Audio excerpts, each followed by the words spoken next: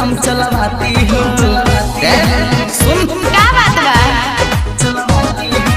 अब नहीं गली मेरी आती हो, केकरा से काम चलवाती हो। कि सच सच बात बता दो जानू, हमसे ना शर्माना। तो कहाँ कुछ छुपा रहे हैं? ए ना ये राजा ना हो, ये सब पूछा ना हो। ए पहले बापिया माना, अब देह बना रोजाना।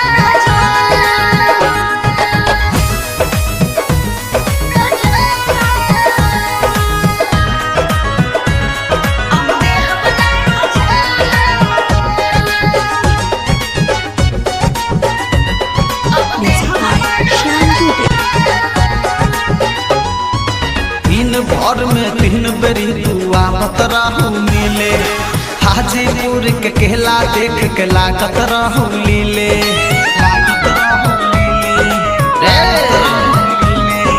दिन भर में 3 बेरी तू आवत रहू मिले, हाजीपुर के केला देख के लागत रहू लीले।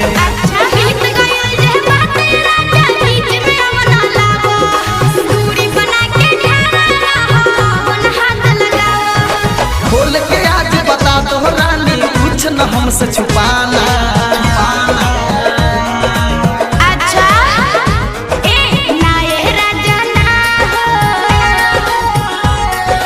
ये सब पूछा ना हो। ए पहले बापिया माना, अब देह बना रोजाना।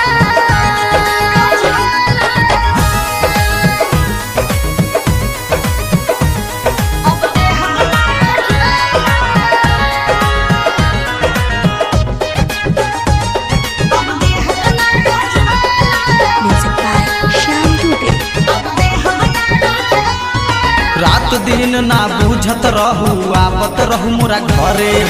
रोशन संजीत से प्यार कह के लगलू काहे डरे।